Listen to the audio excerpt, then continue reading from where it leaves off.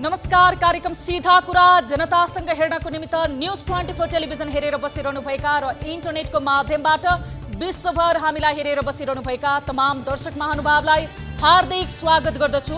म सम्झना भुजेल। सुरु भयो सुनुवाईको प्रक्रिया। अब ध्यान फेरि सर्वोच्चतिर नै तानियो। न्यायालयमा विचाराधीन विषयमा बोल्न मिल्दैन, त्यो मान्यता सबैले मानेका छन् र जानेका छन्। तर यो मान्यता मिचेर र कुल्चेर यसअघि यस्तै प्रकृतिको मुद्दामा न्यायालयलाई निशाना नै बनाइयो। मुद्दालाई आफ्नो अनुकूल बनाउन र न्यायालयलाई प्रभावित पार्न धेरै ठूला बडाहरूले धेरै शब्द खर्च गरे। सर्वोच्चमा नै पुगेर कतिले मैले त्यसो भन्न खोजेको होइन भनेर कान पनि समात्नु पर्यो। यसपटक चाहिँ त्यो प्रवृत्ति नदोहोरियोस्। महामारी एकातिर, कुर्सीको खेल भने अर्कोतिर। जनता भने हेरेको हेरे। शुक्रबारदेखि काठमाडौँवासीले कठिन दिनको सामना गर्दैछन्। एक साता पुग्ने गरी किनेर राख्नुपर्ने उर्दी जारी गरेपछि बिचारा सोझा सादा नेपाली जनताले के गर्नु? नमानेको के छ र? पाए खान्छन्, नपाए पेटमा पटुकी कसेर सुत्छन्। घरभित्र बसौँ गाँस छैन, घर बाहिर निस्कौँ सास नै छैन भएको छ नेपाली जनतालाई। हुन त महामारी नियन्त्रण गरेर जनताको जीव धन जोगाउनु सरकारको कर्तव्य हो। त्यही भएर जनताले खान पाउन् या नपाउन् उनीहरू बाँच्नुपर्छ। सरकारको एक कोरो सूत्र हो यो। गरून् के गरून् आखिर जनताले? तर विपक्षी दलहरू भने पत्याउन मानिरहेका छैनन्। कोरोनालाई देखाएर सरकारले तर्साउन खोजेको आरोप छ उनीहरूको आशंका अहिले आकाशमा मडारिएको बादल झैं कता कता पुग्न थालेको छ। सबैलाई झ्यालढोका थुनेर घरभित्र राखेपछि जे गरे पनि सडकमा निस्किने को हुन्छ र? त्यसैले ठिक देख्दैनन् सरकारको चाला उनीहरू। काठमाडौँ उपत्यकाका 3 भाइ सिद्धिहरू मिलेर गरेको यो निर्णयले जनता पनि अचम्ममा परेका छन्। अधिकार कर्मीहरू सरकारले विवेक गुमाएको टिप्पणी गर्न थालेका छन्। किनभने कुर्सी जोगाउने खेलमा लागेको सरकारले यतिखेर जनता चिन्दैन। अन्य दलका नेता र सांसदहरू कसरी बटुल्ने त्यही मात्र जान्दछ सरकार। मन्त्री परिषद विस्तार गरेर आफूलाई थप बलियो बनाउने दाउमा छ सरकार। विपक्षीहरू कराइरहन्, उफ्रिरहन्, चिच्याइरहन्, सरकार मग्न छ। का कराउँदै गर्छ, पिना सुक्दै गर्छ। हुन पनि मुलुक प्रतिकूल अभ्यासमा रहँदा नागरिकता अध्यादेश ल्याइयो। विरोधका स्वरहरू धेरै उठे, तर सडकमा आउने आँट कसैले गरेनन्। निषेधाज्ञासँग डराएर हो या कोरोनासँग। तर सरकारका लागि एकपछि अर्को टेस्ट सहज बन्दै गइरहेको अनुभूति अधिकार कर्मीहरूले गर्न थालेका छन्। अध्यादेशबाट आफैमा अस्थायी प्रकृतिको कानुन ल्याइएको छ। त्यो बिर्सेर त्यही अध्यादेश मार्फत स्थायी प्रकृतिको कर्म खोज्नुले सरकारको निर्णय छर्लङ्ग हुन्छ। संसद बसेको 60 दिनभित्र अध्यादेश ऐनको रूपमा परिणत हुन नसके स्वतः खारेज हुने संवैधानिक व्यवस्था हुँदाहुँदै नागरिकता जस्तो संवेदनशील विषयमा यो कोरोना कालमा संसद विघटन गरिएको अवस्थामा र सरकार सङ्कटमा परेको बेला किन गरियो यो प्रश्न निरन्तर उठिरहन्छ। सरकारले चित्त बुझाउनु पर्नेहरूलाई त बुझायो होला, तर यो नागरिकता अध्यादेशको बारेमा उठेका धेरै प्रश्नमा भने सरकारले उत्तर दिन सकेको छैन। कि प्रधानमन्त्री महोदयले आजलाई चलाउँदै गरौँ, भोलि देखा जाएगा भन्ने सोचे होला। किनभने अध्यादेशमा गरिएको व्यवस्थाको सख्त विरोधी कुनै दिन उनी नै थिए। हुन त उत्ताउलो कोरोनाको चालामाला अझै ठिक छैन। हिजो र आज घटे जस्तो मात्र गरेको छ। निको हुनेको संख्या पनि संक्रमित हुनेको भन्दा बढी नै देखिन थालेको छ। जनस्वास्थ्यविदहरू भन्छन् संक्रमणको दर स्थिर छ, यो घट्दै जाने अवस्था आयो। तर सरकार कडाभन्दा कडा निषेधाज्ञा चाहिँ किन? जनतालाई कोस्नै पर्ने बाध्यता चाहिँ किन? घरबाट निस्कौँ भने कुर्छु र थुन्छु भने धम्की किन? के संक्रमणको दर शून्यमा नै झार्ने रणनीति हो यो? हो भने त ठिक छ, सहन्छन् नेपाली जनताले। तर कोरोनाको नाममा अन्य सबै गतिविधि शून्यमा झारेर स्वास्थ्य सङ्कटकाल हुँदै सङ्कटकालसम्मको योजना त होइन नि सरकार। किनभने हावा नचली पात हल्लिँदैन, त्यस्तै गुन्जिँदैछ लोकभाकाहरू।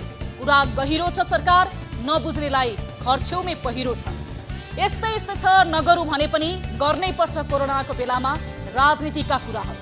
तर नेपाली जनता भने कोरोनासँग डराउन छाड्ने अवस्था छैन। कोरोनालाई थप अविवेकी बन्न दिने अवसर दिने अवस्था छैन। ज्वरो आए जचाइहाल्नुहोस्, खोकी लागे सचेत बन्नुहोस्, नजिकका साथीभाइको पनि सम्पर्कमा दूरी कायम गर्नुहोस्। समय क्रूर छ र क्रूर बनेर आएको समयप्रति सतर्क रहौँ, सजग बनौँ। कोरोनाबाट आफू पनि बचाउँ र आफ्ना आफन्तलाई पनि बचाउँ। आउनुहोस् सुरु गरौँ जनताको चासो, गुनासो र प्रश्न सहितको विशेष कार्यक्रम सीधा कुरा जनतासँग।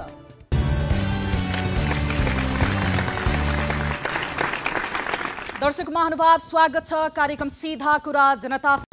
आजको कार्यक्रममा हामीले समसामयिक विषयहरूलाई समावेश गरेका छौं। आज हाम्रो पहिलो विषय रहेको छ कोरोनाको यो कहर बढिरहेको छ। कोरोना नियन्त्रणको लागि विपक्षी दलले के कस्तो भूमिका निर्वाह गर्दैछन् भनेर यस विषयमा कुराकानी गर्न हामीले नेपाली कांग्रेसका नेता गगन थापालाई टेलिफोन सम्पर्क मार्फत केही प्रतिक्रिया लिने कोसिस गरेका छौं भने यस्तै अर्को हाम्रो महत्त्वपूर्ण विषय रहेको छ कोरोनाको यो कहरको समयमा वीरगञ्जको नेशनल मेडिकल कलेज र नारायणी अस्पताल वीरगञ्जमा स्वास्थ्य संवेदनशीलतालाई स्वास्थ्य सेवालाई समयमा प्रभाव गर्न नसक्दाखेरि विनोद मिश्रले किडनीको समयमा डायलिसिस गर्न नपाउँदा ज्यान गुमाएका छन् र यो विषय अहिले उहाँका छोरा जो समयमा डायलिसिस नभएको कारणले मृत्युवरण गर्न विवश भए विनोद मिश्र,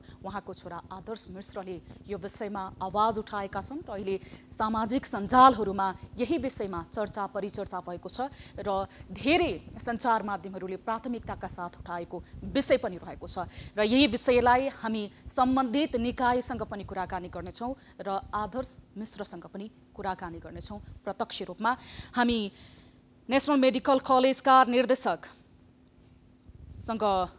बसुरसिद्ध अन्सारीसँग कुराकानी गर्नेछौँ भने त्यसैगरी नारायणी अस्पताल वीरगञ्जका डायलिसिस इन्चार्ज रहेका छन् डाक्टर नीरज सिंह, उहाँसँग पनि टेलिफोन संवाद गर्ने कोसिस गर्नेछौँ कार्यक्रम अवधिभर।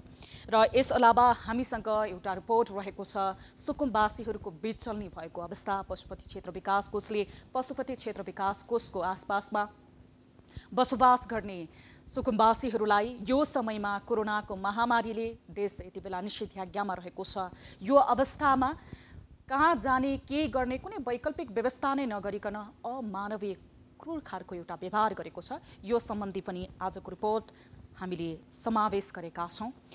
सुकुम्बासीहरूको पीडा सम्बन्धी र सम्बन्धित निकायसँग पनि हामी कुराकानी गर्नेछौँ। कार्यकारी निर्देशक हुनुहुन्छ पशुपति क्षेत्र विकास कोषका घनश्याम खतिवडासँग र त्यसै गरी प्युठानमा अभिभावक गुमाएका बालबालिकाको एउटा रिपोर्ट पनि आजको कार्यक्रममा हामीले समावेश गरेका छौँ। यस अलावा तपाईँ दर्शक महानुभावसँग प्रत्यक्ष कुराकानी गर्नेछौँ। कार्यक्रम अवधिभर तपाईँले आफ्नो सहभागिता जनाउन सक्नुहुनेछ। कार्यक्रमको सुरुवात गर्छु ताली र गालीबाट। यसअघि हामीले उठाएको विषय थियो कोरोना नियन्त्रणमा आउन नसक्नुमा राजनीतिक गतिविधि कतिको जिम्मेवार देखिन्छ भन्ने प्रश्नमा 71.5% अर्थात् 1017 जनाले तालीमा र 28.5% अर्थात् 406 जनाले गालीमा मत जाहेर गर्नुभएको छ। यो मतलाई आधार मान्दा राजनीतिक गतिविधिमा कोरोना फैलाउनमा जिम्मेवार रहेको देखिन्छ। अब यो मतलाई हेर्दाखेरि दलहरूको जुन सन्देशलाई सकारात्मक रूपमा लिनुपर्छ भन्ने मत पनि जाहेर भएको देखियो। अब आजको ताली र गालीका लागि विषय रहेको छ कोरोनाको संक्रमण दर स्थिर देखिँदा काठमाडौँ उपत्यकामा कठोर निषेधाज्ञा लागू गर्नु न्यायोचित हो भन्ने यो प्रश्नमा तालीमा र होइन भन्नेले गालीमा भोट गर्न सक्नुहुनेछ। हाम्रो पात्रोको एप्लिकेसन मार्फत भोटिङ सुरु हुन्छ अबबाट। आम जनसरोकारको विषय र सार्वजनिक महत्त्व राख्ने विषयमा तपाईँ दर्शक महानुभावले ताली र गालीमा गएर आफ्नो महत्त्वपूर्ण विचार र प्रतिक्रिया जनाउन सक्नुहुनेछ। कार्यक्रमको पहिलो विषयतर्फ लाग्छु म। कांग्रेस एवं पूर्व स्वास्थ्य मन्त्री कोरोना महामारीले देश अझै सक्कसपूर्ण अवस्थामा छ। कोरोना भाइरसको नयाँ भेरिएन्टको फैलाव तत्काल नियन्त्रणमा आउने कुनै सम्भावना देखिँदैन। यद्यपि स्वास्थ्यविदहरूले संक्रमणको दर अहिले स्थिर रहेको र केही समयपछि घट्दै जाने प्रक्षेपण गर्दै आएका छन्। सरकारले यही कोरोना नियन्त्रणको नाममा कठोर निषेधाज्ञा जारी गरेको छ जुन भोलिदेखि काठमाडौँ उपत्यकामा लागू हुँदैछ। अझै पनि अक्सिजनको अभावको समस्या समाधान हुन नसक्नु र उपचारमा संक्रमितले धेरै कठिनाई भोग्नु परिरहेको छ। यो अवस्थाको बीच कोरोना नियन्त्रणमा आउने सम्भावना छ त? नियन्त्रणका लागि अझै पनि सरकार कुन कुन ठाउँमा चुक्यो? कोरोनाको खोपको दोस्रो डोज आउन नपाएका धेरै पहिलो डोज नेपाली नागरिकले पाएका थिए। उहाँहरू दोस्रो डोजको लागि पर्खिएर बस्नुपर्ने कहिलेसम्म हो विपक्षी दलले कोरोना नियन्त्रणमा कस्तो भूमिका खेलिरहेको छ यही विषयमा केन्द्रित रहेर हामी प्रत्यक्ष रूपमा कुराकानी गर्नेछौँ। हामीसँग यति बेला जोडिनु भएको छ नेपाली कांग्रेसका युवा नेता एवं पूर्व स्वास्थ्य तथा जनसङ्ख्या मन्त्री गगन थापा। हामी उहाँसँग प्रत्यक्ष रूपमा कुराकानी गर्ने प्रयास गरिरहेका छौँ।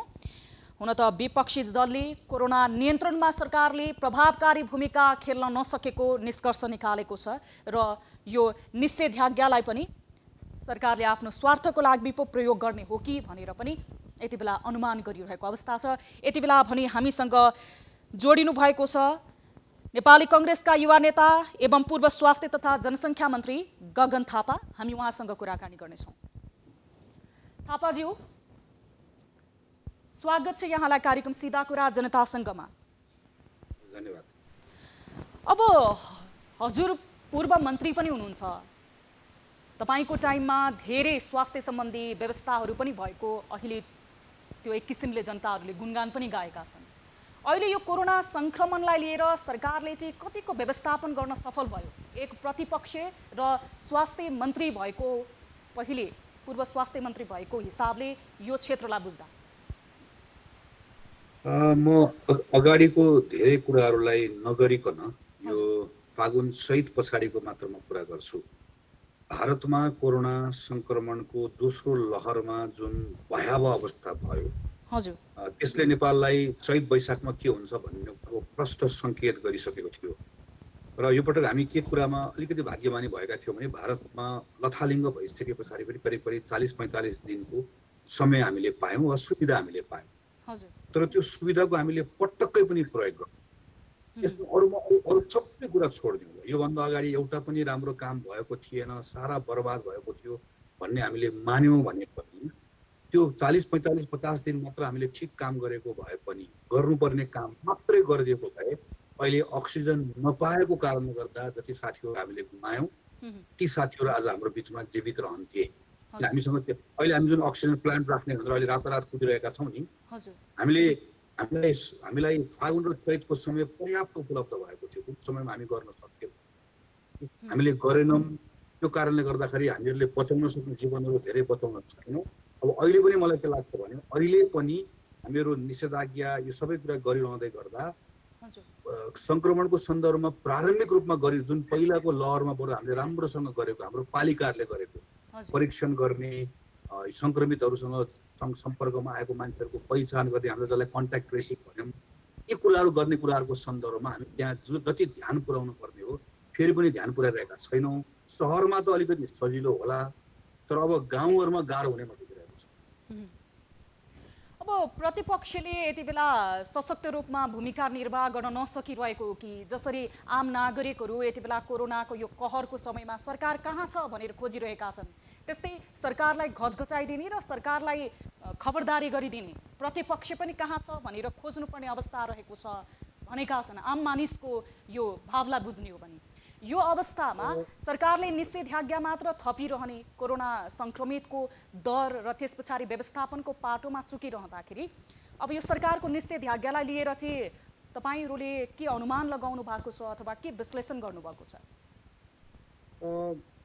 सरकारले निषेधाज्ञालाई कोरोना महामारीलाई न्यूनीकरण गर्न र त्यो प्राप्त गरेको निषेधाज्ञाको बिचमा प्राप्त गरेको समयलाई संक्रमणलाई कम गर्न सँगसँगै अर्को कुराको निम्ति गर्नको लागि गर्नुपर्ने तयारीमा प्रयोग गरिराख्ने गर्दा हामीहरूले सधैँभरि यसलाई मद्दतै गरेर आएका छौँ। योभन्दा अगाडि पनि, पहिलो लहरमा पनि, अहिले पनि। हामीलाई अहिले यो गएको 1 महिनाकै बिचमा पनि उसले आफैले गरेका उद्घोष गरेका म चाहिँ वीर अस्पतालको सेन्ट्रल कमान्ड हस्पिटल चलाउँछु, म यति हजार परीक्षण गर्छु, म यो गर्छु त्यो गर्छु भनेर जे कुराहरू भन्यो ती कुराहरू केही पनि नगरेको। तर निषेधाज्ञा चाहिँ लम्ब्याउँदै गएको र पछिल्लो समयमा त अझ सामान्य रूपमा नागरिकहरूलाई आधारभूत रूपमा पर्ने अप्ठ्यारोहरूसँग पनि ख्याल नगरेको देख्दाखेरि चाहिँ कहीँ कतै राजनीतिक अभिष्ट पो पुरा गर्न खोजेको छ कि भन्ने खालको आशंका गर्ने, अनुमान गर्ने ठाउँहरू उसको हरकतहरूले दियो। यही कुराप्रति हाम्रो पनि ध्यान आकर्षण भएको छ। हामी पनि त्यसप्रति हामी सतर्क छौँ र सचेत छौँ है भनेर सरकारले भनिरहेको अवस्था हो। हामीहरू यो बेलामा यो कठिन घडीमा हाम्रो आफ्नो राजनीतिक विमति आफ्नो ठाउँमा छ, त्यहाँ पनि लडाइँ छ, लड्छौँ। तर गभर्मेन्ट अफ द डे सरकार जो छ सरकारले गरेको त्यो निर्णयहरूमा हामी मद्दतै गर्न चाहन्छौँ, किनकि यो कुनै एउटा सरकारले एक्लै लडेर लड्ने लडाइँ होइन। तर यो यो यो यो सन्दर्भमा न नागरिकसँग उसले संवाद गरिरहेको छ, न विश्वास आर्जन गर्न सकिरहेको छ, न हामीहरूसँग कुनै छलफल छ। तपाईँले भन्नुभयो हाम्रो छलफल गर्ने मञ्च संसद हो, संसद उसले देख्नै हुँदैन, भङ्ग गरिदिइहाल्छ। अनि हामी कहाँ उसँग भेट्ने, हामी कहाँ उसँग छलफल गर्ने, यसले पनि समस्या ल्याइरहेको छ। थापाज्यू, यहाँले भनिहाल्नुभयो अहिले यो निषेधाज्ञा नागरिकलाई कोरोना सङ्क्रमणबाट बचाउनको लागि भन्दा पनि केही राजनीतिक प्रतिशोध अथवा केही राजनीतिक गन्ध मिसिएको छ भनेर, के कारणले यो निषेधाज्ञालाई अझ कडाई गर्दै गएको हुनसक्छ सरकार? यसरी भयो, जस्तो निषेधाज्ञा लगाउने कुराको सन्दर्भमा यो निषेधाज्ञा थप आवश्यक छ कि छैन, निषेधाज्ञा लगाउने कहिलेसम्म लगाउने, कसरी लगाउने भन्ने कुरा राजनीतिक व्यक्तिले निर्णय गर्ने हो। तर पनि यसको आधार भनेको चाहिँ जनस्वास्थ्यको विज्ञहरूले नै भन्ने हो। यो बेलामा हामीले निषेधाज्ञा यति समयसम्म यसरी गऱ्यौँ भने सङ्क्रमणको चेनलाई यसरी ब्रेक गर्न सकिन्छ, हाम्रो अवस्था यो भएको यसरी जान्छ। अब अहिलेको यो निषेधाज्ञालाई थप लम्ब्याउने कुराको सन्दर्भमा र अरू थप पढाइ गर्छौँ भनेर भनेको कुराको सन्दर्भमा मलाई थाहा पाएसम्म चाहिँ मैले मेरो नलेजमा छैन कि प्रधानमन्त्रीले वा चाहिँ बनाएको संरचना निकायले जनस्वास्थ्य विज्ञहरूसँग बोलाएर बसेर छलफल गरेर वा स्वास्थ्य मन्त्रालयले छलफल गरेर अब यति समयसम्म यसरी कडाइ गर्दै गर्दा यस्तो अवस्था हुन्छ भनेर भनेको थाहा छ। एउटा अलिकति त्यो कारणले गर्दाखेरि पनि संशय गर्ने केही ठाउँहरू रह्यो, एउटा त्यो। दोस्रो कुरा भनेको चाहिँ कहिलेकाहीँ के पनि हुन्छ भने विश्वास गुमाइसकेको कुनै व्यक्ति होस्, पात्र होस्, सरकार नै होस्, उसले कहिलेकाहीँ सत्यनियतले कुनै काम गर्न खोज्यो भने त्यहाँ गुन्जाइसहरू रहन्छन्। यो विषयको सन्दर्भमा पनि अब कोरोनाको बारेमा कहिले कुनै चिन्ता प्रधानमन्त्रीको तहमा छलफल, त्यो प्राथमिकता, संवेदनशीलता कहीँ पनि देखिन्न। अहिले पनि हामीले छलफल बैठकहरू हेऱ्यो भने एउटा दुईवटा औपचारिकताको बैठक भन्दा बाहेक मागिरहेको दलकै बैठक, आफ्नै बैठक, आफ्नै राजनीतिक अभिष्टहरू पुरा गर्नका निम्ति भएको देखिन्छ। अनि यतातिर चाहिँ अघिल्लो पटकको बन्दाबन्दीको बेलामा पनि देशलाई बन्द राखेर जनकपुरसम्म सांसद अपहरण गर्न गएको कुराहरू अहिले पनि ताजै छ। यो सबै कुराले हेर्दै गर्दाखेरि चाहिँ कहाँ केही न केही नमिलेको छ कि भन्ने कुरा लागिरहेको हो। अब यस्तो बेलामा कि त नागरिकसँग संवाद गर्ने, अब हामीहरूसँग अरू दलहरूसँग संवाद गर्ने, तपाईँहरू हुनुहुन्छ सञ्चार माध्यम हुनुहुन्छ, रेस्पोन्सिबली काम गरिरहेको, उहाँहरूसँग पनि संवाद गर्ने, किन हो भन्ने कुरा बुझाउन खोज्ने, मेरो योजना यो छ भनेर भनेको हामीलाई लागेको समस्या मात्र के भने पनि त्यो दूर हुन्थे, त्यो पनि गरेको छैन। कारण त्यसले गर्दाखेरि पनि थापाज्यू, जस्तो विभिन्न दात्री निकायहरूले त्यसै गरी मित्र राष्ट्रहरूले यति बेला अक्सिजन, मेडिसिन, भ्याक्सिन सबै दिइरहेको अवस्था छ। अब जस्तो अक्सिजन यति बेला प्राणवायुको रूपमा काम गर्ने अक्सिजन पनि सांसदहरूले आफ्नो क्षेत्रमा बाँड्न लिएर गएको, जसले गर्दाखेरि चाहिँ पारदर्शिता नभएको भनेर नेपाली कङ्ग्रेसले पनि, तपाईँको पार्टीले पनि यति बेला प्रश्न उठाइरहेको छ। यस सम्बन्धी अब आगामी दिनमा कसरी पारदर्शिताको लागि तपाईँहरूले सरकारसँग समन्वयात्मक भूमिका निर्वाह गर्नुहुन्छ?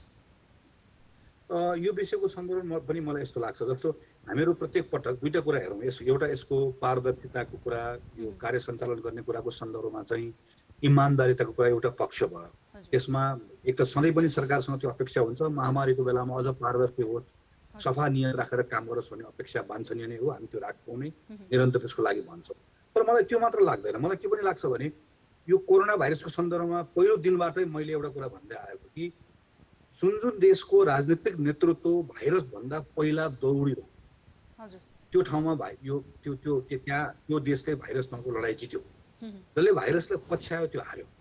हामी यो लामो लडाइँमा जहिले पनि हामी भाइरस भन्दा पछाडि दौडिरहेका छौँ कि जतिखेर अक्सिजनको तयारी गर्नुपर्ने थियो हामीले गरेनौँ।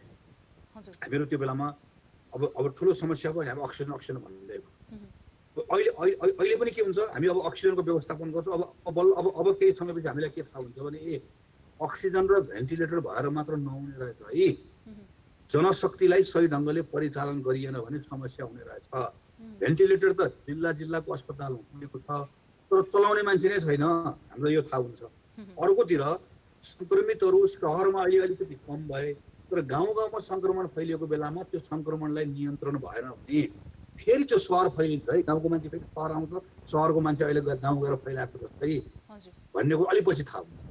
प्रत्येक पटक के गरिरहेका छौँ भने हामी पहिला घटना भएको छ, अनि बाहिर सञ्चार माध्यममा तपाईँले घटना भन्नुभएको छ, सरकारले त्यसमा प्रतिक्रिया जनाएको छ। मेरो आग्रह चाहिँ म यसमा बदनियतको कुरा यी कुराहरूको बारेमा विषय उठ्छ पनि छलफल पनि हुँदै जाला। र अहिले यतिखेर चाहिँ महत्त्वपूर्ण कुरा भनेको चाहिँ हामी हाम्रो कार्ययोजनाको बारेमा प्रष्ट हौँ। अहिले पनि के कुरामा प्रष्ट हौँ भने अहिले पनि मुख्य कुरा भनेको परीक्षण गर्ने कुरा, परीक्षण गरेपछि सङ्क्रमितलाई अलग राख्ने कुरा, क्वारेन्टिन बनाउने कुरा, आइसोलेसन बनाउने कुरा, यो कन्ट्याक्ट ट्रेसिङ गर्ने कुरा जुन हामीले पहिलो लहरमा बडो राम्रोसँग गर्ने अलिकति सिकेका थियौँ। यी सबै कुराहरू छोडेर अस्पताल अस्पताल अस्पताल मात्र भन्यो भने हजारौँ अस्पताल बनाए पनि हामीले सक्दैनौँ। यो यसलाई सिस्टमको हिसाबले हेर्नुपर्छ।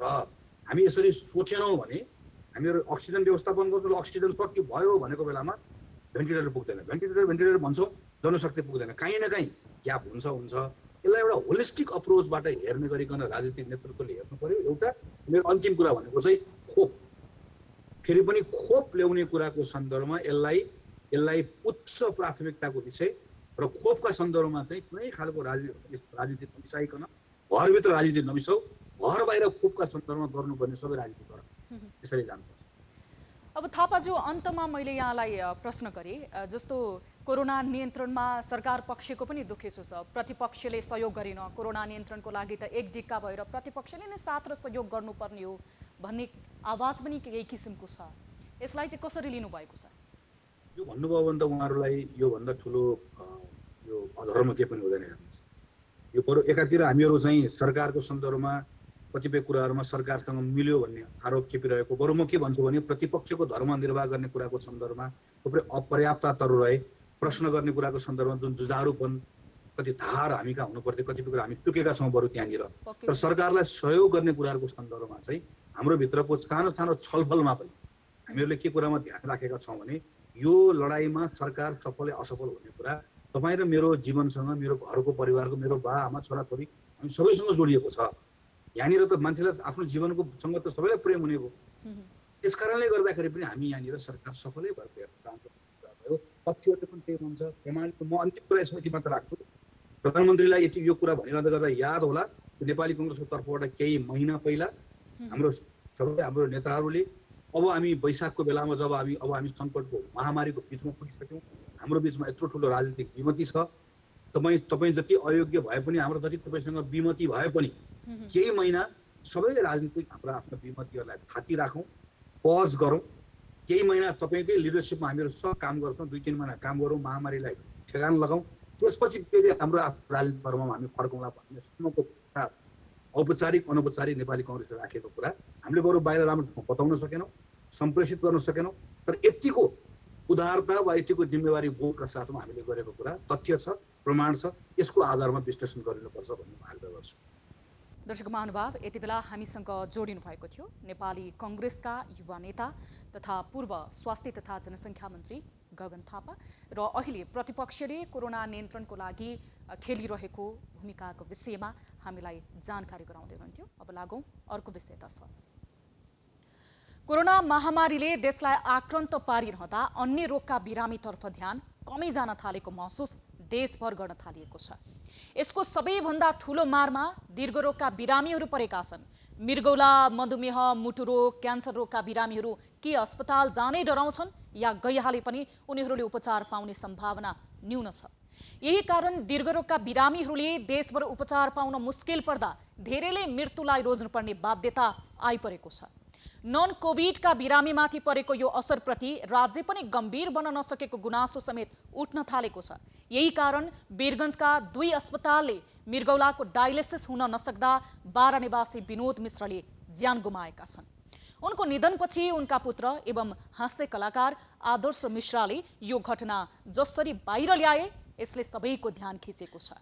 यो एउटा प्रतिनिधि घटना हो जसलाई आदर्शले बाहिर ल्याउने हिम्मत गरे र अस्पतालको वास्तविक अवस्था सबैको सामु छर्लङ्ग पारे। आफ्नाको मृत्युपछि आक्रोश उम्लिनु स्वाभाविक हो। त्यो आक्रोश राज्यसँग पोखिनु पनि अन्यथा होइन। तर यस्ता धेरै घटना छन् जसको कुनै हिसाब किताब समेत हुन सकेको छैन। वीरगञ्जबाट हाम्रा टिभी जर्नलिस्ट हरिशङ्कर शर्माको सहयोगमा सिधा कुरा टोलीले तयार पारेको रिपोर्ट हेरौँ।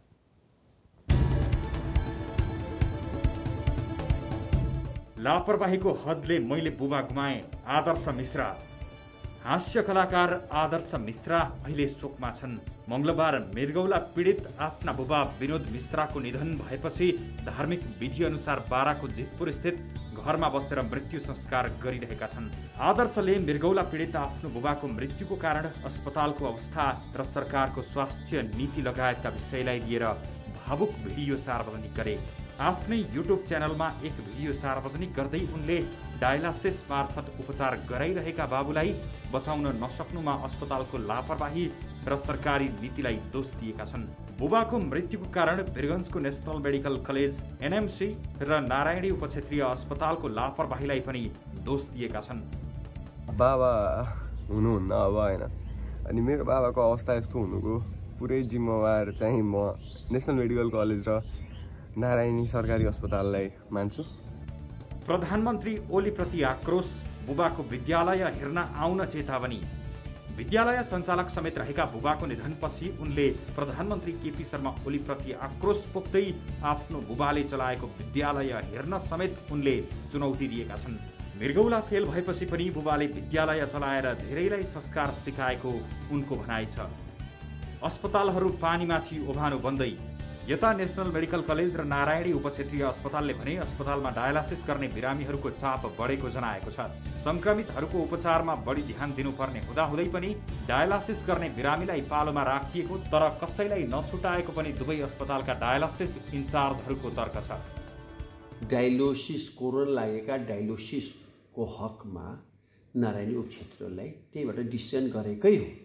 सो कुरा उहाँहरूले हामीले बतायौँ जे तपाईँको गार्जियनलाई कोरोना लागेको छ, कोरोनाको लक्षणहरू छ, पिसिआर लिएको पनि तपाईँ नारायणीमा जानुहोस्। उहाँ नारायणी जानुभयो, नारायणी गएर उहाँको सायद डायलोसिस पनि त्यहाँ भयो। त्यसपछि उहाँ सायद सुनिरहेको छु भरतपुर जानुभयो। भरतपुर गएपछि उहाँको दुःखका साथ भन्नुपर्दा उहाँको बुवाको देहान्त भएछ। यसमा नेसनल मेडिकल कलेज कहाँ गल्ती छ? त्यो दिन हामीसँग एउटा मेसिन र हामीसँग 3 जना सिरियस बिरामी थियो र 3 जना सिरियस बिरामीमा सबैभन्दा बढी सिरियसलाई प्रथम गर्ने भनेर हामीले विनोद मिश्राजीको चाहिँ डायलिसिस गरेका हौँ र 3.5 घण्टा गऱ्यौँ।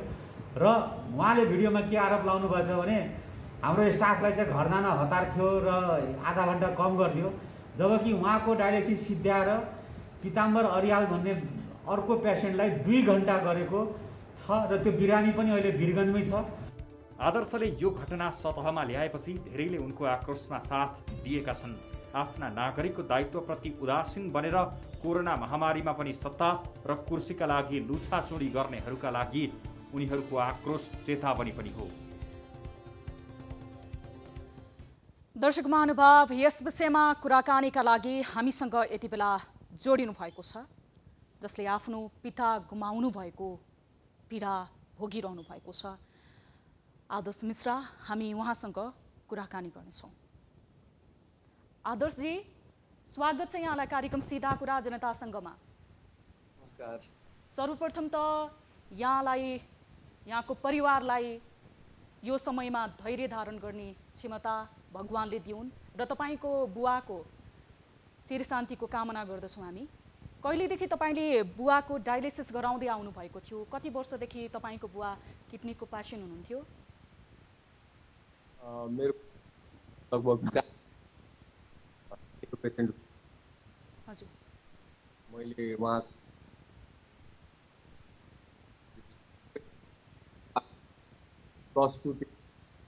बाबा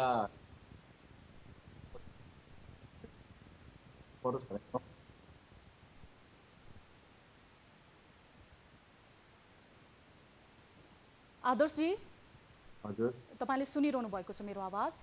सुनिरहेको छु हजुर। यो बुवाले जब मृत्युवरण गर्नुभयो यसको जिम्मेवार कसलाई ठान्नुहुन्छ? जिम्मेवार मैले पहिलाको भिडियो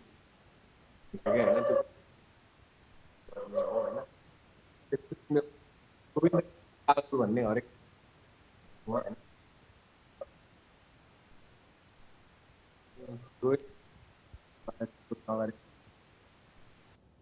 आदर्शजी, तपाईसँग हामी पुनः फेरि सम्पर्कमा जोडिनेछौँ किनकि तपाईँको आवाज हामीले स्पष्ट रूपमा सुन्न सकेका छैनौँ।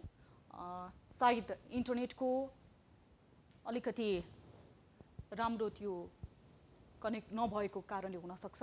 हामी पुनः आदर्शजीसँग सम्पर्क गर्नेछौँ। दर्शक महानुभाव, आदर्श मिर्सा जसले सबैलाई हँसाउनुहुन्थ्यो आफ्नो हाँस्य प्रदर्शनको क्षमताबाट, तर उहाँले विगत 4 वर्षदेखि किडनी रोगसँग जुधिरहनुभएका आफ्ना पिताको डायलिसिस गराउने क्रममा मृत्युको दुःखद यो पीडा सहनुपर्ने अवस्था सिर्जना भएको छ। यति बेला आदर्शजी हामीसँग पुनः प्रत्यक्ष सम्पर्कमा जोडिनु भएको छ। आदर्शजी, यहाँसँग हामीले राम्रोसँग यहाँको आवाज सुन्न नसकेको भएर पुनः जोडेका छौँ। एकचोटि आम दर्शकलाई पनि तपाईँले बताइदिनुहोस्, बुवा कति वर्षदेखि किडनीको रोगी हुनुहुन्थ्यो र कहिलेदेखि तपाईँले डायलिसिस गराइरहनु भएको थियो?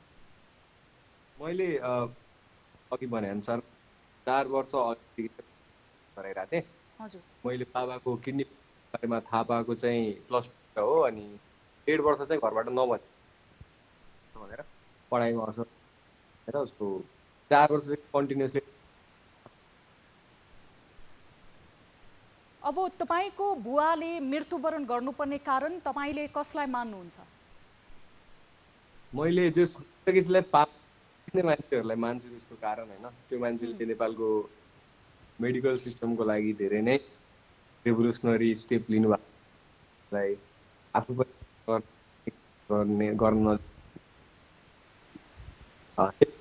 सेक्टरका वर्ल्ड हस्पिटलहरू, हस्पिटलहरू, मेडिकल कलेज अनि स्वास्थ्य व्यवस्था सबै धन्यवाद दिन्छु। तपाईले अस्पताल प्रशासनसँग त्यो समयमा बुझ्न खोज्नुभयो मेरो बुवाको यस्तो अवस्था भइसकेको छ, अब केही समयमा डायलिसिस भएन भने सम्भवतः उहाँ बाँच्न सक्नुहुन्न? हजुर, मैले बुझेको थिएँ हैन। अनि एनएमसीमा के एनएमसीले पर डायलिसिससँग 35 लिन्छ हैन, अनि के गर्छ हैन, अनि फेसिलिटीको नाममा त्यहाँ के हैन प्राइस बेडसिटहरू किन हुँदैन, सर्भिसहरू किन हेर्दैन, त्यहाँभित्र टिकटक चलाएर बस्छ, त्यसैले न्युज 24 हुन्छ तर त्यो टाइम चाहिँ होइन। अनि त्यसपछि त्यहाँ अब त्यो पछि बुझ्दै जाँदाखेरि केन्द्रबाट डायलिसिस अस्पताल भनेर कुरा भएको थियो। के केन्द्र आयो, लेटर आयो, एटलिस्ट 20 वटा डायलिसिस पहिलाबाट 20% किडनी ल्याउनुपर्छ भनेर त्यहाँको एकजना डायलिसिस मान्छेको उहाँलाई म केन्द्रबाट त्यो आएर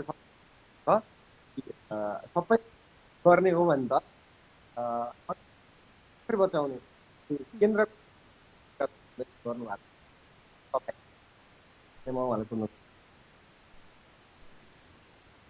तपाईले बुवाको किडनी ट्रान्सप्लान्टको लागि केही सोचिरहनु भएको थियो? तपाईहरूले कुनै अस्पतालसँग केही सल्लाह गर्नुभएको थियो? बाबाको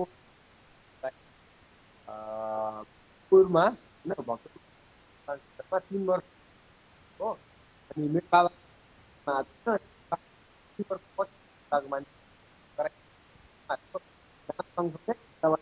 फोन पनि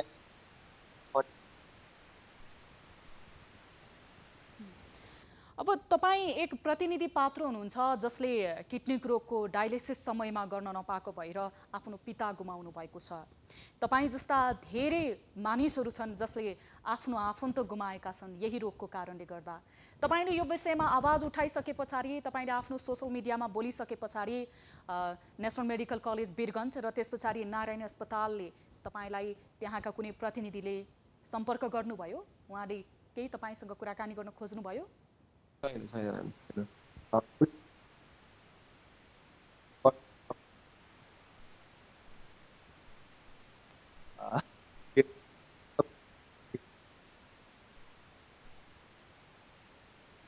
आदर्शजी हामीसँग जोडिनु भयो त्यसको लागि धेरै धेरै धन्यवाद। सम्भवतः इन्टरनेटको राम्रो पहुँच नभएको कारणले गर्दाखेरि हामीले तपाईसँग विस्तृत रूपमा कुराकानी गर्न असमर्थ भयौँ।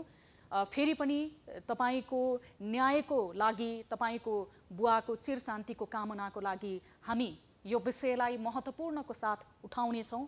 धेरै धेरै धन्यवाद। दर्शक महानुभाव, यति बेला हामीसँग जोडिनु भएको थियो विनोद मिश्रा, जो विगत 4 वर्षदेखि किडनीको रोगी हुनुहुन्थ्यो र डायलिसिस गराउँदै आउनु भएको थियो।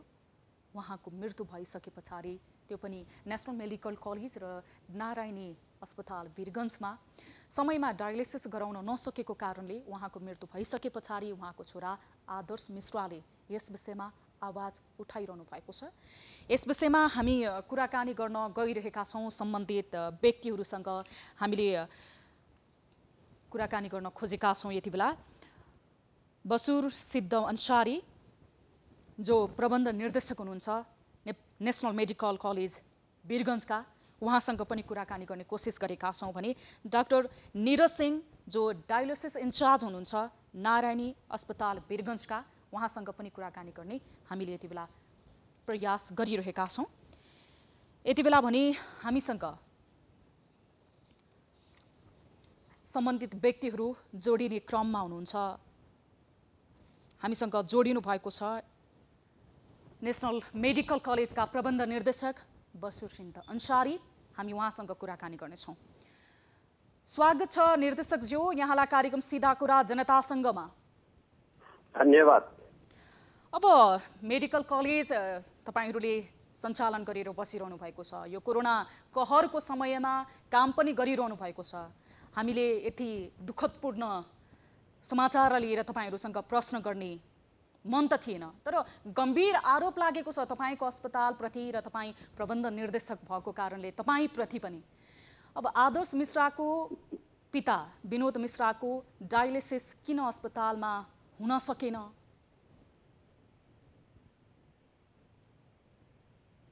सुनिरहनु भएको छ सर? हजुर हजुर सुनिरहेको छु।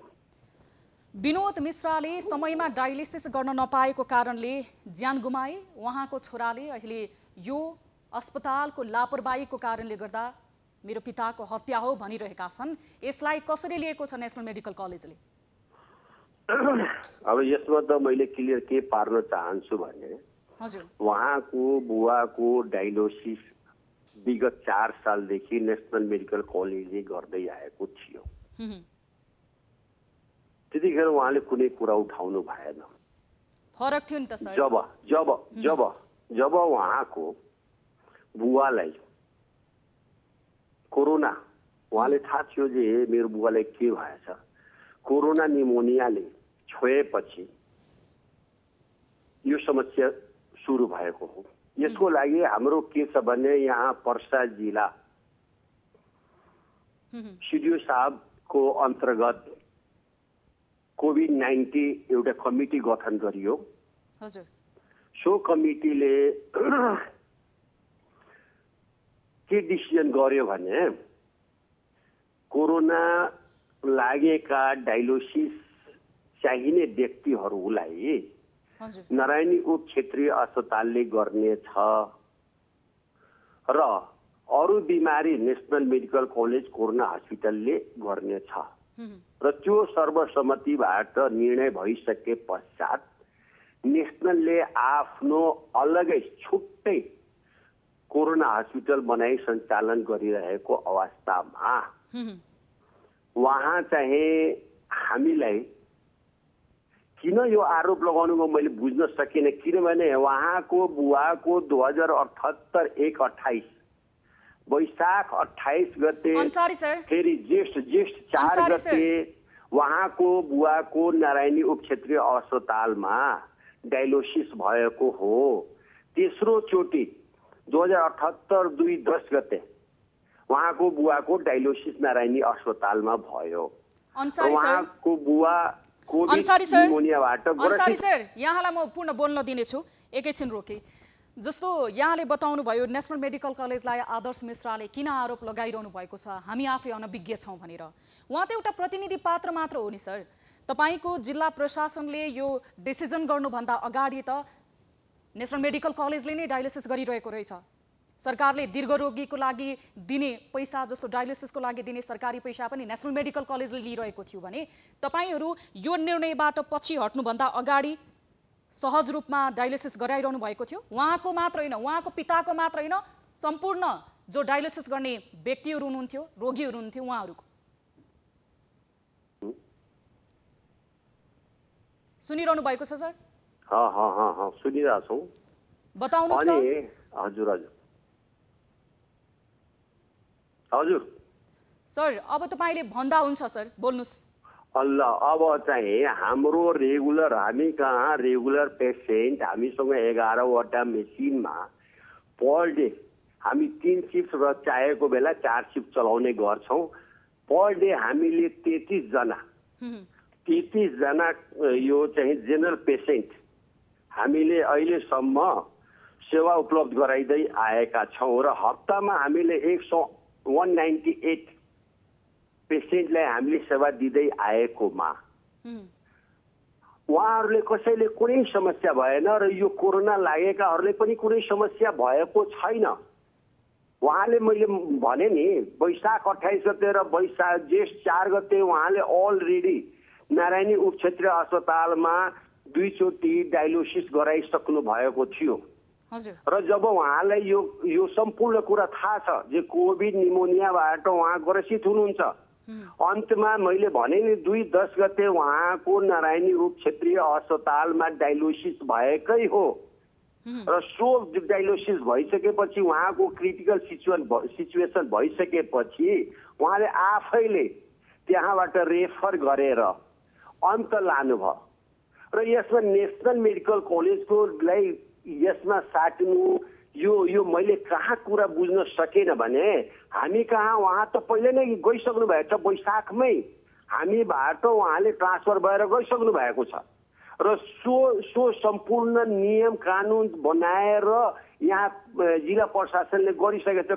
कसले के गर्ने भनेर कामको बटवारा जिल्ला प्रशासनले गरिसकेको अवस्थामा हामीलाई जेनरल पेसेन्टलाई तपाईँ डायलिसिस गर्नु होला।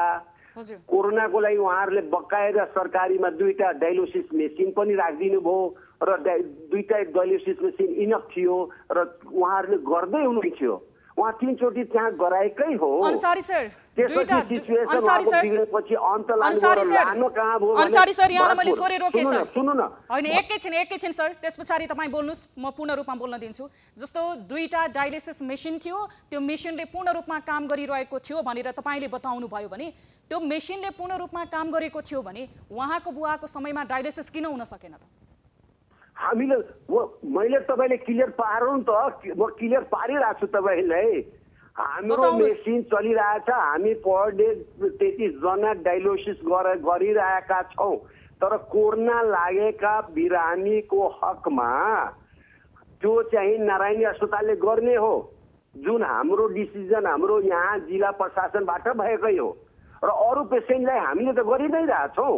नेशनल मेडिकल कलेजले रिफर गरेको उहाँकै कुरा गर्नुहुन्छ भने 4 सालदेखि मेरोमा गराउँदै आउनुभयो, त्यतिखेर उहाँको कुनै आपत्ति विपत्ति कुनै आरोप लगाउनु भएन। अन्सारी सर, तपाईले दया माया यो मानवताले गरिरहनु भएको थिएन डायलिसिस।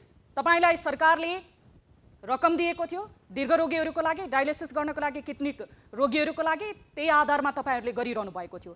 अहिले लास्ट टाइम तपाईहरुले अन्सारी सर केपी ओलीको आशीर्वाद हो जे यो फ्रीमा यो भन्दा अगाडि त कति पैसा लाग्थ्यो यो नेपाल सरकारको दयामाया नभनु नेपाल सरकारको योजना परियोजना अन्तर्गत हामी सञ्चालन गरिरहेछौँ र हामीले उहाँले भन्नुभएछ अहिले मैले सुने तपाईबाट जे 3500 रुपैयाँ के उहाँले 3500 रुपैयाँ दिने हो, 2500 रुपैयाँ नेपाल सरकारले पर डायलिसिस हामीले दिने गर्छ र त्यसको फटवारी सम्पूर्ण हामीले स्वास्थ्य मन्त्रालयमा पठाइसकेपछि त्यसको सम्पूर्ण अनुसन्धान गरेर हामीले पेमेन्ट पाउने हो। अस्पतालले र तपाईले जो तपाईँ त्यहाँको निर्देशक भएर तपाईले दया गर्नु भएको हो भनेर हामीले भनेका हैनौं। नेपाल सरकारले आफ्नो नागरिकको लागि उत्तरदायित्व वहन गर्नको लागि त्यो कोटा छुट्याएको छ र दीर्घरोगीहरूको लागि त्यो व्यवस्था गरेको छ। त्यही व्यवस्था अन्तर्गत उहाँको बुवाले डायलिसिस गराइरहनुहुन्थ्यो।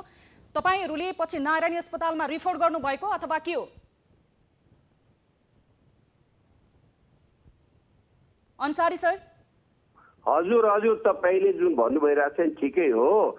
यहाँ त चाहिँ हामीले जब उहाँको कोरोनाको रिपोर्ट आइसकेपछि बकायदा उहाँलाई सम्झाए बुझाए यो कोरोना लागिसकेछ, तपाईँको एकजना हामीले कोरोनाको पेसेन्ट त्यहाँ जेनरलमा राख्दाखेरि सम्पूर्ण बिमारी प्रभावित हुन्छ र नेपाल सरकार र हाम्रो यस्तो सम्झौता भएछ। अनि तपाईँ चाहिँ यो कोरोना लागेको पेसेन्ट नारायणी गर्ने हो, तपाईँ नारायणीमा जानुहोस्, पठाइदिएको कुन मार्को हामीले गुनाह गर्यो, कुन गल्ती गर्यो र त्यहाँ त गरेकै हो र गरिरहेकै छन्। भनेपछि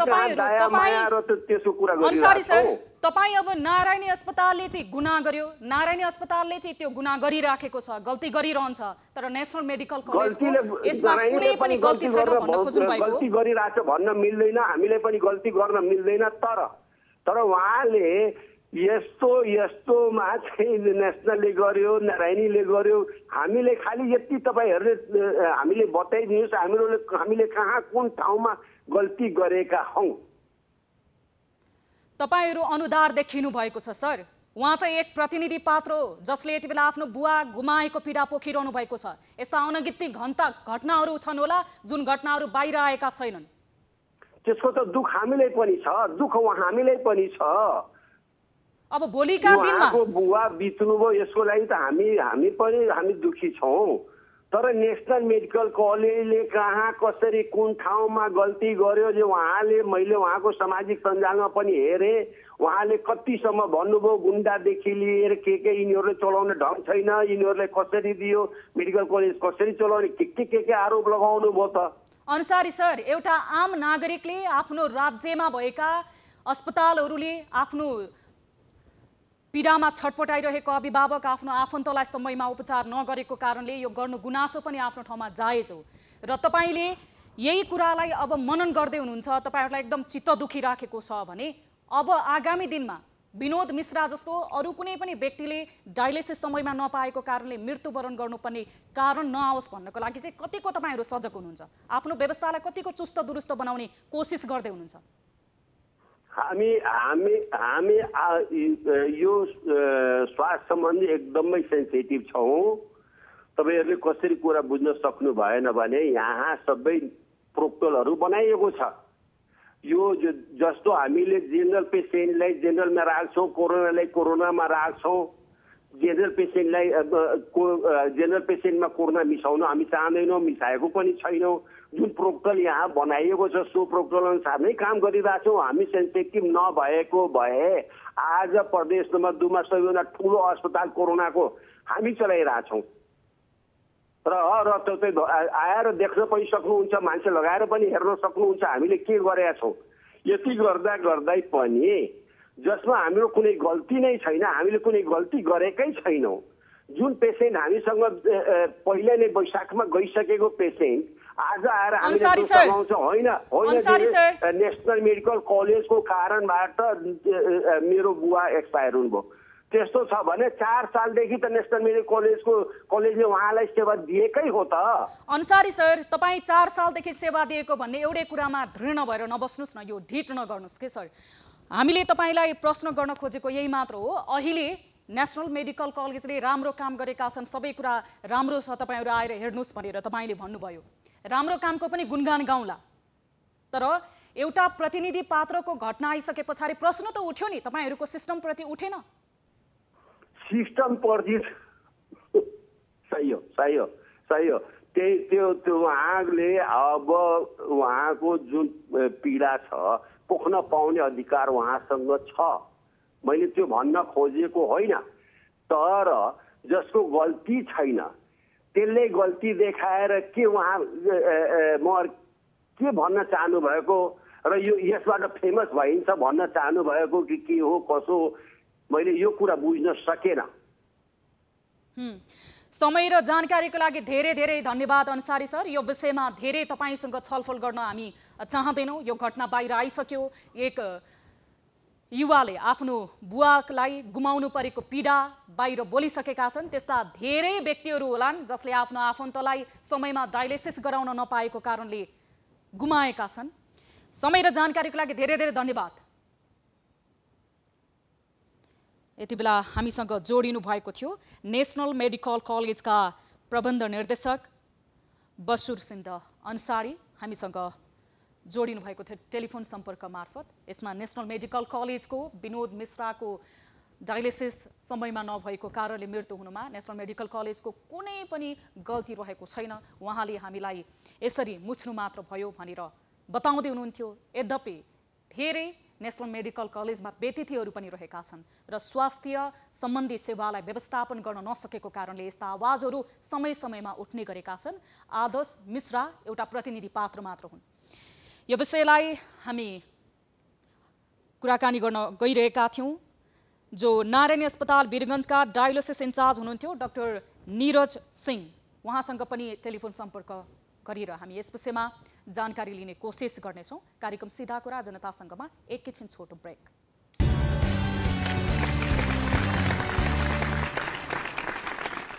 ब्रेकपछि स्वागत छ दर्शक महानुभाव कार्यक्रम सीधा कुरा जनतासँगमा। आज हामीले कार्यक्रममा विभिन्न विषयहरू उठाइरहेका छौँ। खासमा प्रतिपक्षी दलले कोरोना नियन्त्रणको लागि सरकारसँग कसरी समन्वयात्मक भूमिका निर्वाह गरिरहेको छ। यति बेला सरकार कहाँ छ भनेर आम मानिसले खोजिरहेको अवस्थामा प्रतिपक्ष पनि कहाँ छ भनेर खोज्नुपर्ने अवस्था रहेको थियो। यसैसँग सम्बन्धित रहेर हामीले नेपाली कांग्रेसका युवा नेता तथा पूर्व स्वास्थ्य तथा जनसङ्ख्या मन्त्री गगन थापासँग कुराकानी गर्यौँ भने एउटा विषय यति बेला कोभिडको कारणले गर्दाखेरि कोरोना संक्रमणको कारणले गर्दाखेरि सबै अस्पतालमा संक्रमितहरूले भरिएका छन् र यही कारणले गर्दा दीर्घ रोगीहरू भने अस्पतालको स्वास्थ्य सेवाबाट नियमित लिनुपर्ने स्वास्थ्य सेवाबाट वञ्चित भएका छन् र धेरै किडनी रोगीहरूले समयमा डायलिसिस नगरेको कारणले मृत्युवरण गर्नुपर्ने अवस्था रहेको छ। यसैसँग सम्बन्धित रहेर हामीले नेशनल मेडिकल कलेज र नारायणी अस्पताल वीरगञ्जको कारणले गर्दाखेरि आफ्नो बाबु विनोद मिश्रको समयमा डायलिसिस नभएको कारणले गुमाउनु परेको दुःख भोगिरहेका छन्। त्यो पीडामा यति बेला छटपटाइरहेका छन् आदर्श मिश्रा। उहाँको बुवाको डायलिसिस समयमा किन हुन नसकेको भनेर हामीले नेशनल मेडिकल कलेजका प्रबन्ध निर्देशकसँग कुराकानी गर्यौँ भने हामीले त्यसै गरी बसुरसिद्ध अन्सारीसँग कुराकानी गर्यौँ जो नेशनल मेडिकल कलेजका प्रबन्ध निर्देशक हुनुहुन्थ्यो भने हामीले डाक्टर नीरज सिंह जो डायलिसिस इन्चार्ज हुनुहुन्थ्यो नारायणी अस्पताल वीरगञ्जका विनोद मिश्रा आदर्श मिश्राका बुवाको नारायणी अस्पतालमा नै समयमा डायलिसिस नभएको कारणले मृत्यु भएको थियो र हामीले नीरज सिंह जो नारायणी अस्पतालका डायलिसिस इन्चार्ज हुनुहुन्छ उहाँलाई कार्यक्रममा यो विषयमा हामीले कुराकानी गर्न खोजेका छौँ। तपाईले आफ्नो केही समय हामीलाई उपलब्ध गराइदिनुहोस् भनेर हामीले कार्यक्रमको पूर्व निर्धारित समयभन्दा केही घण्टा अगाडि नै आज दिनभर जस्तो प्रयास गरेका थियौँ र उहाँले टेलिफोन सम्पर्कमा आएर हामीलाई प्रतिबद्धता जनाउनु भएको थियो यस विषयमा म बोल्छु भनेर। तर कार्यक्रम सञ्चालन भइरहँदाखेरि हामीले उहाँलाई सम्पर्कमा ल्याउने कोसिस गरेका थियौँ। यति बेला उहाँले आफ्नो टेलिफोन अफ गर्नुभएको छ, उहाँ सम्पर्कमा आउन सक्नु भएको छैन। आफूले दिएको प्रतिबद्धताबाट उहाँ पछि हट्नु भएको छ। सम्भवतः नारायणी अस्पताललाई धेरै प्रश्नहरू यति बेला उठेका छन्। एक प्रतिनिधि घटना मात्र रहेको छ विनोद मिश्राको समयमा डायलिसिस नभएको कारणले गर्दाखेरि मृत्यु भएको र उहाँको छोराले आफ्नो बुबाको मृत्युमा नारायणी अस्पताल जिम्मेवार रहेको भनेर उठाएको यो आवाज प्रतिनिधि घटना मात्र रहेको छ। यी बाहेक अन्य अदृश्य घटनाहरू धेरै छन्। यो विषयमा पनि हामीले कुराकानी गर्ने प्रयास गरेका थियौँ, यद्यपि उहाँ टेलिफोन सम्पर्कमा जोडिनु भएको छैन। अब लाग्छौँ अर्को विषयतर्फ। कोरोना महामारीको समय मात्र नभई यस चक्रवातको प्रभावले प्री मनसुनको झल्को दिइरहेको छ। यही समयमा काठमाडौँको कागेश्वरी मनोहरा नगरपालिका 8 गोठाटारमा रहेका सुकुम्बासीहरू लखिएका छन्। पशुपति क्षेत्र विकास कोषको नाममा रहेको सार्वजनिक जग्गामा धेरै वर्ष अघिदेखि सुकुम्बासीहरूको बसोबास छ। तर मंगलबार लखेटिएकाहरू भने नयाँ सुकुम्बासी परे। नेपाली राजनीतिमा दलहरूका लागि चुनावको भोट बैंक बन्दै आएका सुकुम्बासीहरू जहिले पनि प्रयोगको पात्र बाहेक केही पनि बनेनन्। तर सुकुम्बासीको यथार्थ पहिचान गरेर उनीहरूको व्यवस्थित बसोबासका लागि कुनै पहल नहुँदा यो समस्या नेपालमा दोहोरिरहन्छ। त्यसैको कडी हो कागेश्वरी मनोहरा नगरपालिका गोठाटारको घटना। अचम्मको पक्ष के देखियो भने नयाँ सुकुम्बासी लखेट्न नेपाल प्रहरी नगर प्रहरी मात्र नभई पुराना सुकुम्बासी एकैपटक ओइरिए। पुराना सुकुम्बासीलाई आफूहरू पनि लाल पूर्जाबाट वञ्चित हुने डर प्रष्ट देखियो। तर सूचना नदी जबरजस्ती उठाएको दाबी गर्ने नयाँ सुकुम्बासीहरूलाई उठाउने यो समय सही थियो या थिएन भन्ने बहस पनि जन्मिएको छ। टिभी जर्नलिस्ट कृष्ण कन्दवा लिम्बू र महेश्वर केसीले तयार पारेको यो रिपोर्ट हेरौँ। 16 घर भत्काइए 200 बढीको बिचल्ली। आफूलाई सुकुम्बासी दाबी गरेपछि नेपालमा सबैभन्दा सजिलो पक्ष सरकारी र सार्वजनिक जग्गा सहजै कब्जा गरेर बस्न पाइन्छ। नेपालमा वास्तविक सुकुम्बासी भन्दा हुकुम्बासीहरूको चकचकी बढ्दा र दलहरू सुकुम्बासी समस्याको समाधानमा गम्भीर नबन्दा यो समस्या थप पेचिलो बन्दै गएको छ र यही श्रृङ्खलाको उपज पनि हो कागेश्वरी मनोहरा नगरपालिका गोठाटारको घटना। मंगलबार गोठाटारमा नयाँ सुकुम्बासीका 16 घर भत्काइए, जसबाट 200 बढी घरको न घाटको भएका छन्। यस्तैमा परिन बलात्कारको शिकार बनेर घर र समाजबाट अपहेलित बनेपछि यही आएर आश्रय लिइरहेकी एक महिला पनि गहभरि आँसु बगाएर भत्केको घरको पिँढीमा बसेकी उनले आफूलाई समाजले पुनर्स्थापित गराउन नसक्दाको पीडा भोगिरहेको गुनासो गरिन्। नेपाल सरकारले आँखा चिम्लो मेरो लागि यो पीडित हो भनेर कहिले पनि मलाई न्याय दिन खोजेन। मैले 5 वर्ष पछाडि बल्ल बल्ल बल्ल काठमाडौँसम्म आएर मैले उसलाई जेलसम्म लगेँ, तर मेरो लागि कुनै क्षतिपूर्तिको व्यवस्था कुनै मेरो यो यत्रो 5 वर्षसम्म लड्दाको कुनै पनि सरकारले मलाई उपलब्ध गराउन सकेन। 10 मिनटको समय पनि नदिएको आरोप। ऋण गरेर मागेर जसो तसो बनाइएको टहरामा डोजर चलाइरहँदा उनीहरूले नेपाल प्रहरी र नगर प्रहरीमाथि प्रतिकारको प्रयास त गरे, तर लाठी र बन्दुक बोकेर आएका प्रहरी सामु डोजर चलिरहँदा निरीह बन्न बाहेक केही विकल्प भएन उनीहरूमा। डेरामा बसेका डेरावाललाई पनि समय दिने गरेको, तर आफूहरूले सामाजिक न्यायको सिद्धान्त अनुसार सामान्य समय पनि नपाएको गुनासो पनि उनीहरूको छ। 10 मिनटको चाहिँ अल्टिमेटम दिएको थियो, अनि त्यतिखेरसम्ममा पनि अब कतै उहाँहरूको मनमा दया हुन्छ कि भनेर हामीले छेक्ने कोसिस गऱ्यौँ। त्यो विषयमा उहाँहरूले चाहिँ एकदमै दुर्व्यवहारका साथ हामीहरूलाई तान्ने, अब कुट्ने पिट्नेका हिसाबमा गरेर भए पनि हामीलाई समातेर, नानीसँग मेरो छोरी यहाँ बसिरहेको थियो उसलाई जगट्टाएर तानेर बाहिर तानेर अनि हाम्रो यो विध्वंस गरियो। झरीमा रात बिताउँदाको पीडा। बसेको घर भत्काइदिएपछि धेरैले पानीमा भिजेरै रात बिताएका थिए। घरका सामानहरू पनि फ्याँकिदिएकाले उनीहरूको थप बिजोक बनेको थियो। हिजो भत्काइदिए अनि अस्ति नै झगडा भएको थियो, त्यो त्यहाँ पुग्दा नै हामी हिजो हामी यहीँ त्यहीँ बस्यौँ, यहाँको ठाउँ त्यो सोकल र गुन्द्री अक्षर खानापिना त्यहीँ पकाएर खायौँ हामी। एउटा नेपालको नागरिक भएर हामीले हाम्रो एक थोपो जग्गा नहुने हामी नपाउने। प्रहरीले घरमा रहेका बालबच्चा, कोरोना संक्रमित वृद्ध मुटु रोगीमाथि अमानवीय तरिकाले कुटपिट गर्दै टहरो भत्काइदिएको दाबी पनि उनीहरूको छ। दर्शक महानुभाव, यस विषयमा कुराकानीको लागि हामीले पशुपति विकास कोषका कार्यकारी निर्देशक घनश्याम खतिवडासँग कुराकानी गर्न खोजेका थियौं, प्रतिक्रिया लिन भने सदस्य सचिवसँग पनि हामीले यो विषयमा कुराकानी गर्नको लागि खोजेका थियौं, उहाँहरूसँग सम्पर्क हुन सकेको छैन। यो विषयलाई हामी पूर्ण आगामी श्रृङ्खलामा उठाउनेछौँ र आज समावेश नभएका विषयहरू पनि आगामी श्रृङ्खलामा हामी प्राथमिकताका साथ समावेश गर्नेछौँ। कार्यक्रम सीधा कुरा जनतासँगको निर्धारित समय सकिएको छ। थप न्युजको लागि हाम्रो वेबसाइट www.news24nepal.com हेर्न नभुल्नुहोला र तपाईहरूले हामीलाई कुनै समस्यामा पर्नु भएको छ र कुनै गुनासो छन् भने प्रत्यक्ष रूपमा हाम्रो टोल फ्री नम्बरहरूमा फोन गर्न सक्नुहुनेछ, जुन नम्बरमा फोन गर्दा यहाँहरूको पैसा लाग्ने छैन। हाम्रो नम्बर रहेका छन् 1660 011 24 24 98 015 7 24 24 98 84 011 037 मा सम्पर्क गर्न सक्नुहुनेछ। देश तथा विदेशमा हुनुहुन्छ र इन्टरनेटको पहुँचमा हुनुहुन्छ भने हामीलाई भाइबर, व्हाट्सएप र हाम्रो अफिसियल फेसबुक पेज र युट्युबबाट पनि जोडिन सक्नुहुनेछ। कार्यक्रम सीधा कुरा जनतासँगबाट म सम्झना भुजेल बिदा माग्दछु। कोरोनाको यो कहरको समयमा तपाईहरूले स्वास्थ्य सम्बन्धी मापदण्ड अपनाउनुस्, आफू पनि कोरोनाबाट बच्नुस् र आफ्ना आफन्तलाई पनि बचाउनुस्, सचेत नागरिकको चिनारी दिनुस्।